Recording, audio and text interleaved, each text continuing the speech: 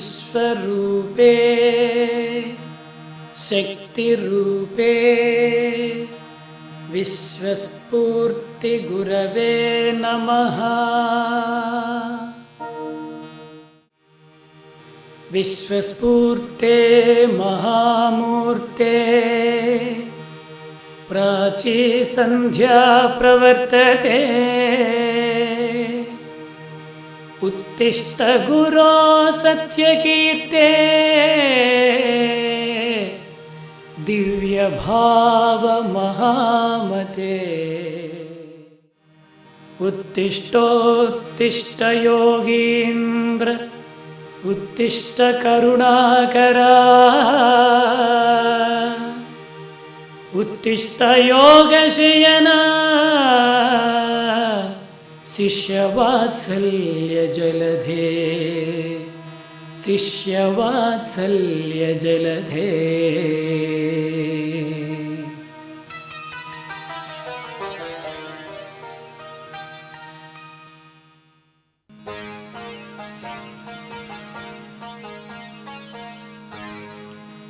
आध्यात्मिक ज्ञान रंजित नव्य रूप शास्त्रीय दृक्पद सुमनोहर दिव्य रूप।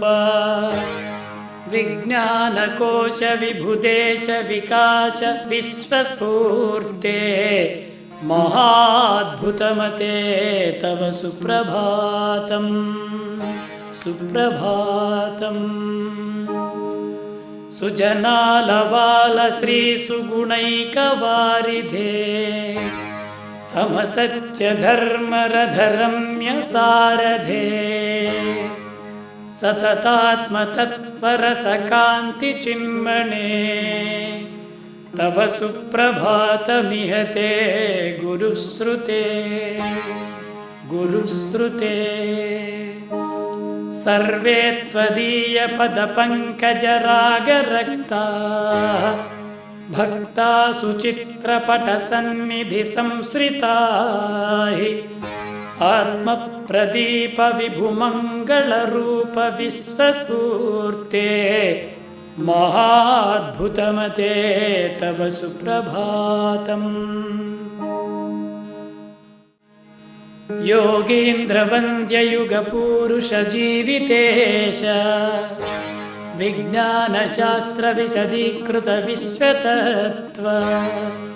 सर्वार्ध सत्य गुणबोधक नित्य विश्वस्फूर्ते महाद्भुतमते तव सुप्रभातम् सुप्रभातम्। सद्य प्रभिन्न बहुवर्ण सुपुष्पजात निष्यन्दमानमकरन्द सुगन्ध सान्द्रः। मन्दं प्रभाति किल गन्ध बहोत्र विश्वस्फूर्ते महाद्भुतमते तव सुप्रभातम् सुप्रभातम्। सच्चिष्य चित्त सरसीरुह नित्यभानो बाधार्थ जीवगण रक्षण सीतभानो। चैतन्य पूरक समश्रुति भाव विश्वस्फूर्ते महाद्भुतमते तव सुप्रभातम् सुप्रभातम्। आचार्यवर्य भवदीय महच्चरित्रम् गायन्ति गायकवराः सुमनोहरं हि। संगीतलोल मृदु निर्मल नेत्र विश्वस्फूर्ते महाद्भुतमते तव सुप्रभातम् सुप्रभातम्। हे दण्डकावन तपच्चरणानुरक्त भूलोकबालमुनिपुङ्गव भव्यभाव। स्थाणो प्रसिद्ध परिरञ्जित तत्त्व महाद्भुतमते तव सुप्रभातम् सुप्रभातम्। मिथ्यात्थवा जगदिदं किमु सत्यमेवे नित्याध्यात्मिका किल रहस्यविदाम्बरेण्या वैज्ञानिकाभिमतदेशिकमान्यविश्वस्फूर्ते महाद्भुतमते तव सुप्रभातम् सुप्रभातम्। आत्मानमेव हि विभज्य सदैककाले प्रत्येकशः प्रतिशरीरसुसन्निविष्ट प्रज्ञानिधे प्रकृतिनूत्नविधे च विश्वस्फूर्ते पदाश्रितगते तव सुप्रभातम् सुप्रभातम्। ध्यानं सदा महितमानवता निदान मिथ्यार्षधर्मपरिपोषकयोगिराज दिव्यप्रभावसमभावविशिष्ट विश्वस्फूर्ते पदाश्रितगते तव सुप्रभातम् सुप्रभातम्। भूतार्धकोविदभविष्यदशेषवेत्त हे वर्तमानविषयज्ञहितप्रतिज्ञ सर्वान्तरात्मसुखशान्तिविधिज्ञ विश्वस्फूर्ते पदाश्रितगते तव सुप्रभातम् सुप्रभातम्। विश्वासमूलसुविशालगुणालवाल सत्यप्रसारसकलेष्टमतानुसार हे वर्णलिङ्गकुलभेदविदूर विश्वस्फूर्ते पदाश्रितगते तव सुप्रभातम् सुप्रभातम्।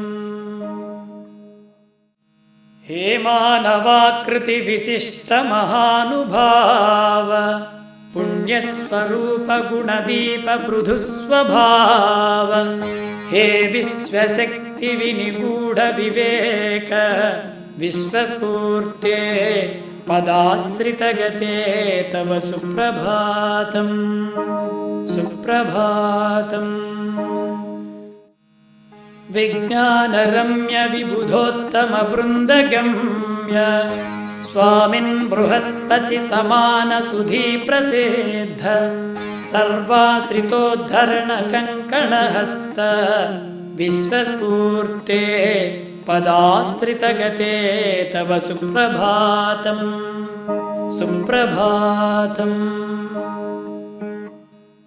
श्रीयोगशक्तिविनियोगविनूत्नराग ध्यानाश्रमाश्रयसुधामयसूक्तिकोश हे प्रेमतत्त्वपरिपूर्णमनोज्ञ विश्वस्फूर्ते पदाश्रितगते तव सुप्रभातम् सुप्रभातम्। लीलामयाखिल निजशिष्यसेव्य प्रज्ञाप्रभाकर कृपाकर शक्तिसार विज्ञानिनो हि विलसन्ति विशिष्य विश्वस्फूर्ते पदाश्रितगते तव सुप्रभातम् सुप्रभातम्।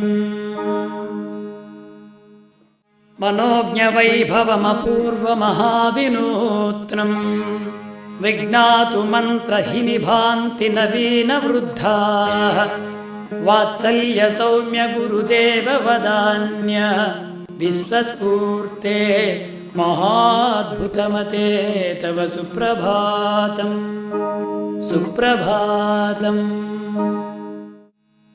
कर्तव्यरूपपरमोत्तममार्गदीप हे श्वेतवर्ण बहुवर्ण समानवर्ण शान्तिप्रदाय महासुखमन्त्र विश्वस्फूर्ते महाद्भुतमते तव सुप्रभातम् सुप्रभातम्। सत्यप्रभाव गुरुदेव कृपास्वभाव विज्ञानदायक महाकृतिराजिकर्त आनंद शांतिमय निर्मल चित्त विश्वस्फूर्ते महाद्भुतमते तव सुप्रभातम् सुप्रभातम्। प्रत्यक्ष भाषण विशिष्य परोक्ष दृश्य हे माध्यम प्रतिनिविष्ट बहुस्वरूप ध्यान प्रभामय धरातल सूर्य विश्वस्फूर्ते महाद्भुतमते तव सुप्रभातम् सुप्रभातम्। मर्त्यांतरंग परिकीर्ण महारहस्य प्रश्नोत्तर प्रददिचात् पृथुकाव्यकर्त दिव्यूस्महाकृति कृपा मधुगीत विश्वस्फूर्ते महाद्भुतमते तव सुप्रभातम् सुप्रभातम्। ध्यानात्मदेह हृदयामृत जीवितात्म स्फूर्ति प्रसिद्ध युग काव्य सुधा समुद्र सैन्स यूनिवर्स परिसेवित सत्य विश्वस्फूर्ते महाद्भुतमते तव सुप्रभातम् सुप्रभातम्। चन्द्रोस्तमेति सकलौषधिराजराजः भास्वानुदेत्यरुणसारधिरेश लोके तेजोद्वयव्यसनः सृष्टिविनोद विश्वस्फूर्ते महाद्भुतमते तव सुप्रभातम् सुप्रभातम्। ब्रह्मज्ञ भारत मनोज्ञ समप्रतिज्ञा संशोभितास्तव पदाम्बुजदास वृन्दा त्वद्दर्शनोत्सव महोत्सुकिनो हि विश्वस्फूर्ते महाद्भुतमते तव सुप्रभातम् सुप्रभातम्। हे विश्वतत्त्वरसकोविद सत्यवेद ध्यानामृतौषधि शरीर मनोभिराम भक्तान्तरात्म सुख शांति सुतृप्त विश्वस्फूर्ते महाद्भुतमते तव सुप्रभातम् सुप्रभातम्। वैज्ञानिकस्य विबुधस्य विधिज्ञ विश्वस्फूर्ते सुधामयमिदं किल सुप्रभातम् प्रभातकालपठनीय मनोज्ञकाव्यं ध्यानं प्रदीपयति शान्तिफलं ददाति।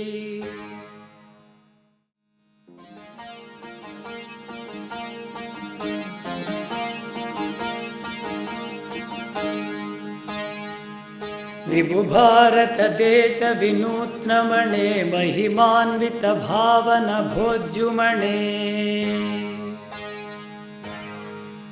गुरुवर्य सुरम्य कृपाजलधे युगपूरुष विश्वसुयोगिपते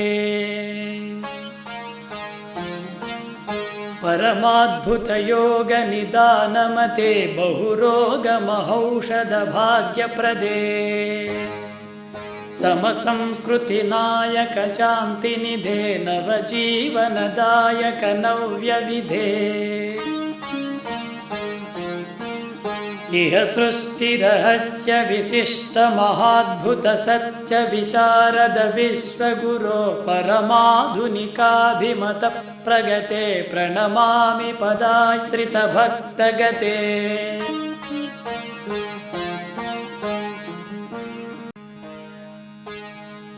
मनसा वचसा क्रियया सहितं गुरुदेव महापरिशुभ्रयुतम् मम जीवितमात्मपते सततं तव पादयुगे निहितं प्रतिधम् ऋजुमार्ग सुदर्शन सत्य गुरुं करुणाकरमाश्रित शान्तिकरम् कमनीयगुणाम्बुधिमेव सुधामयसूक्तिमयं कलयामि सदा। करुणोत्तमकामितदानपरं शरणागतजीवनभारभरम् अनुरागसुधाजलधिं मधुरं गुरुवर्यमहं हि भजे निरतम्। स्तवनीयमहाद्भुतशक्तियुतं रमणीयरसालयमार्यनुतम् परमार्षसुधर्मविकासरतं वरयोगिपतिं वरयेत् सुगतिम्। विभव्यस्वविभो वरशिष्य गुरो परिपूर्णकलाधर विबुधविधो चरणाम्बुजयुग्ममहं महितं शरणं गतवान् हि सत्ययुतम्।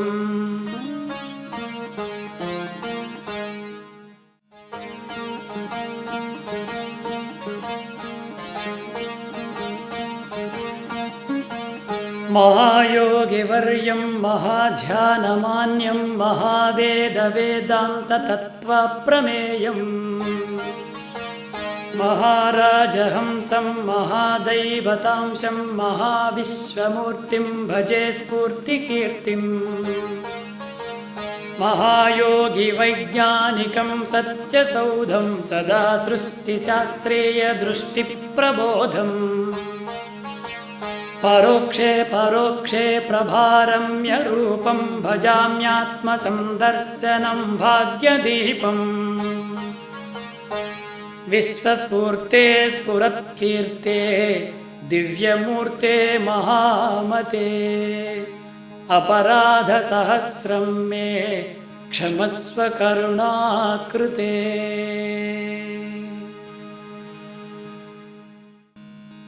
श्रीमूर्ते करुणार्द्रपावनमते शिष्यप्रबोधाकृते श्रीध्यानामृतपानसज्जनपते सौभाग्यसत्यश्रुते सर्वप्राणिसमानभावरसवद्रम्यच्युते सद्गते वन्देऽहं परिपूर्णधर्ममय हे विश्वस्फूर्ते गुरो वाक्पते।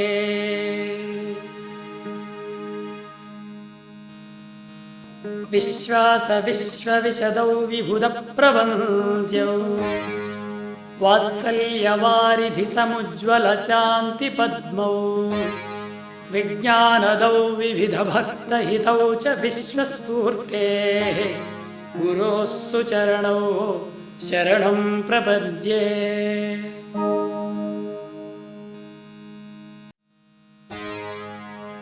ध्यानप्रशस्तसमयप्रसरत्प्रसूर्यौ सत्यश्यचित्तसरसीरुहसत्प्रकाशौ मान्यौ च मङ्गलकरौ महिता हि विश्वस्फूर्तेः गुरोः सुचरणौ शरणं प्रपद्ये।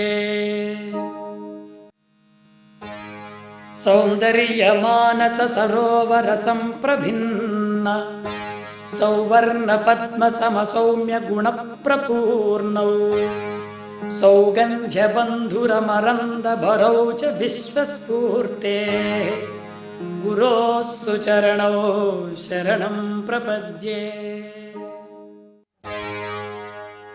श्रीदण्डकावनविहारविशिष्टभासौ भूरिप्रशान्तिवरदौ भुवनाभिरामौ आध्यात्मरागलसितौ ललितौ च विश्वस्फूर्तेः गुरोः सुचरणौ शरणं प्रपद्ये। देहं विसृज्य परमाणुतनुस्वरूप सञ्चारिणौ रविचन्द्रगहरासिदीप्तौ वैज्ञानिकादिमगुरु विबुधौ हि विश्वस्फूर्तेः गुरोः सुचरणौ शरणं प्रपद्ये। श्रीसूर्यदेव परितः परिभाति नित्यं शीतोष्णभाव इति पूर्वकथा प्रकृष्टौ शास्त्रीयदृष्टिरुचिरौ सुहिते हि विश्वस्फूर्तेः गुरोः सुचरणौ शरणं प्रपद्ये। श्रीचन्द्रमण्डलगतानि रजस्तमांसि सान्द्राणि तत्र हि जलानि मधुपमानि इत्यद्भुतार्धकथकौ प्रतिधौ हि विश्वस्फूर्तेः गुरोः सुचरणौ शरणं प्रपद्ये। तौ माध्यमाद्भुतविधानसुदृष्टरूपौ पूजाप्रपूर्णपुलकाङ्कितपुण्यशृङ्गौ व्याध्यादिरोगयुगनाशकरौ हि विश्वस्फूर्तेः गुरोः सुचरणौ शरणं प्रपद्ये। स्वोद्दिष्टमार्गमनुसृत्य सुभक्तियुक्त ध्यानावलम्बि हृदयेषु महाप्रकाशौ आध्यात्मिकाद्भुतसुबन्धदृढौ हि विश्वस्फूर्तेः गुरोः सुचरणौ शरणं प्रपद्ये। लोके यदात्यवसरे समये तदा हि प्रत्यक्षमार्गज परोक्षज भाग्यराजौ सर्वार्थिशासनपरौ परमौ हि विश्वस्फूर्तेः गुरोः सुचरणौ शरणं प्रपद्ये। सत्यप्रभावलसितौ समभावनित्यौ सर्वज्ञसङ्गमकरौ सततं मनोज्ञौ शान्तिप्रदौ सकलशक्तियुतौ हि विश्वस्फूर्तेः गुरोः सुचरणौ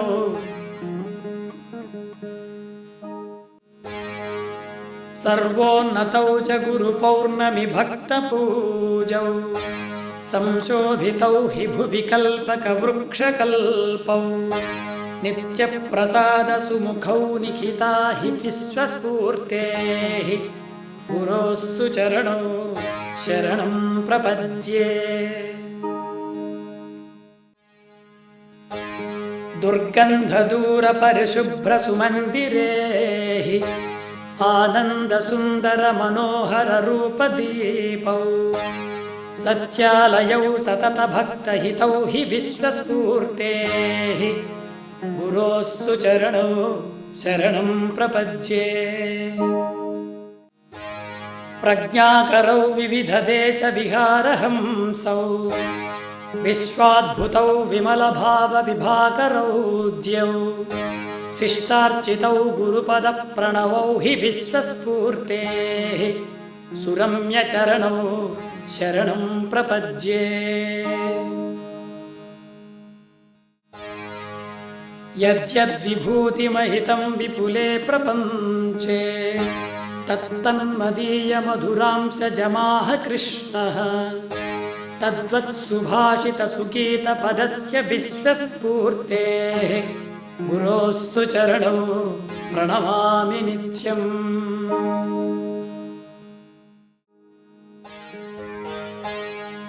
श्रीविश्वस्फूर्ते श्रीप्रेममूर्ते सत्यकलाद्युते माध्यमाधिपते नित्यं महामङ्गलमस्तु ते। विज्ञानरम्य विश्वस्फूर्तये विभुकीर्तये कुरवे परमानन्द सन्दीपायास्तु मङ्गलम्। महाभक्तवरेण्य श्रीचित्तपङ्कजशालिने महायोगिवरेण्याय महितायास्तु मङ्गलम्। त्रयोदशमिते बाल्ये दण्डकारण्यगामिने अपूर्वज्ञानदीपाय तपोरूपाय मङ्गलम्। ध्यानप्रस्थापनाचार्यवर्याय सुगुणात्मने सत्यसौन्दर्यचित्ताय भक्तितृप्ताय मङ्गलम्। विज्ञानशास्त्रसिद्धाय विश्वसत्यप्रवेदिने विश्वस्फूर्तिप्रसिद्धाय शान्तिसौधाय मङ्गलम्। भक्तिसाम्राज्यपालाय भक्ताभीष्टप्रदाय च परमानन्दसन्धात्रे प्राचार्यायास्तु मङ्गलम्। महाध्यानमरन्दाय महाशान्तीश्वराय च देदीप्यमानरूपाय दिव्यदीपाय मङ्गलम्। शरणागतसन्त्राणचरणाम्बुजशोभिने करुणावरुणायास्तु महाचार्याय मङ्गलम्।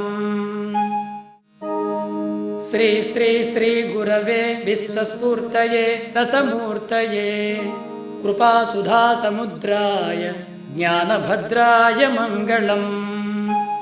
जनोद्धरणसङ्कल्पपूर्णाय नवयोगिने अरण्यविनिवृत्ताय ध्यानगम्याय मङ्गलम्। सर्वशास्त्रार्थसम्पूर्णसत्यसूक्तिप्रदाय च विश्वस्फूर्तियशोमूर्त्यै गुरुवर्याय मङ्गलम्।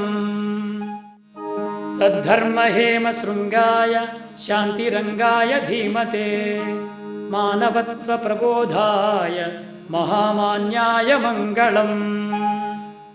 महाकविवरेण्याय देशिकाय महात्मने वाचाम् अगोचराय श्रीवागीशायास्तु मङ्गलम्।